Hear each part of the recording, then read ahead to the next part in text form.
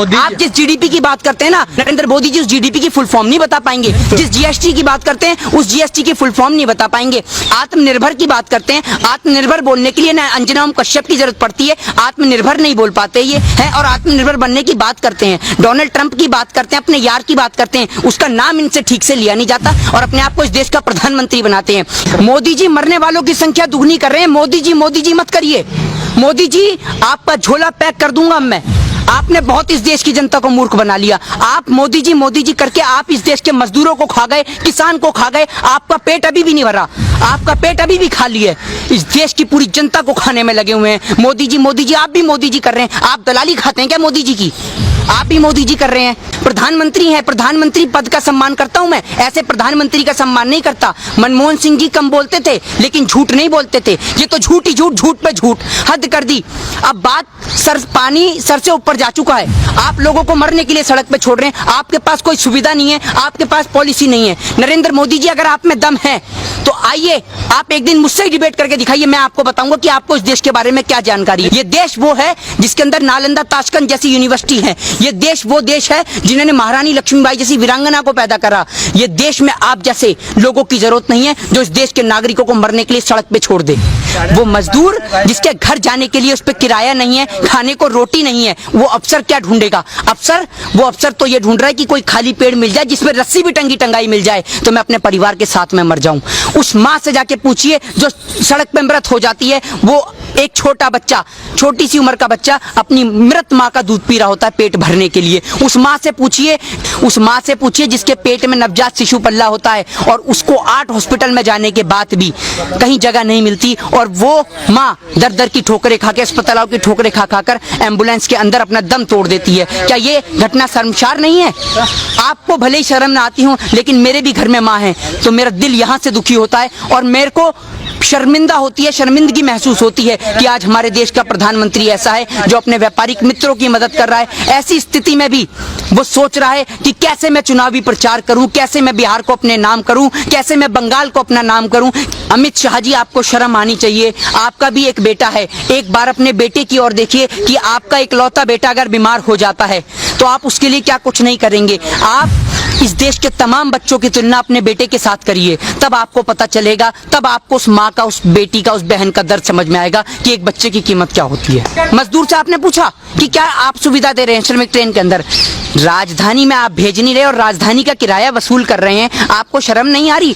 कितनी और दलाली खाएंगे? इस देश के चौथे स्तंभ को पूरा तो जंग लगा चुके हैं, कारण इस देश का चौथा स्तंभ गिर भी जाएगा और हम लोग जिंदा हैं इस देश के चौथे स्तंभ को बचाने के लिए। हम ऐसे लोगों का कदापि साथ नहीं देंगे और तमाम लोगों से मेरा निवेदन है, जिन माँओं ने, जिन बहनों ने, जिन बेटियों ने अपने घर परिवार के सदस्यों को खोया है, उनको पता है कि दुख दर्द क्या होता है। और अब आपको और हमें, आप क्या सोच रहे हैं? कश्मीर के अंदर कश्मीरी पंडित किस तरीके से मारे जा रहे हैं। आप इस हिंदुओं का वोट का सिर्फ इस्तेमाल करेंगे वोट बैंक के लिए?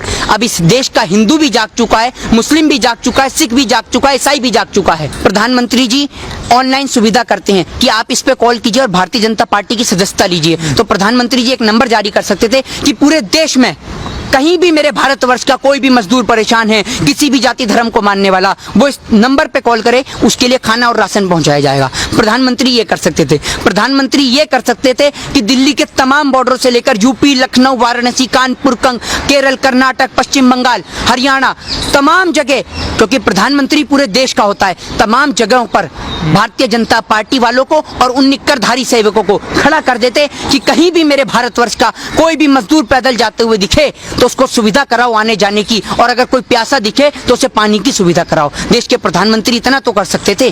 अरे इस लॉकडाउन के अंदर तो इतना देखने को मिला है कि लोगों को पानी तक नसीब नहीं हुआ, भूखे और प्यासे मर गए।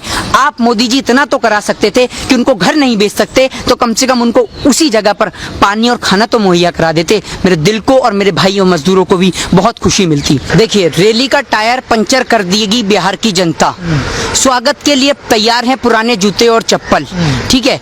और जिस पे रैली पे रथ यात्रा ये करेंगे उसका पंचर करेगी बिहार की जनता। बिहार के अंदर से शुरुआत होगी भारतीय जनता पार्टी की संपूर्ण भारत से जाने की तैयारी। मोदी जी का झोला पैक हो चुका है और उस झोले को एयरपोर्ट तक मोदी जी जाना चाहेंगे फ्लाइट से तो फ्लाइट से, ट्रेन से जाना चाहेंगे तो ट्रेन से, और अगर मोदी जी पैदल जाना चाहेंगे तो पैदल। इस देश की जनता मोदी जी के झोले को पहुंचाने की तैयारी कर रही है जिस तरीके से। और मैं आपको बताऊं, सबसे बेहतर है योगी आदित्यनाथ जी, जो कहते हैं कोरोना खत्म खत्म खत्म।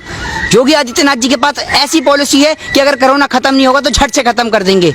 वो क्या पॉलिसी है? वो पॉलिसी ये है कि भारत का नाम बदल के न्यूजीलैंड कर देंगे।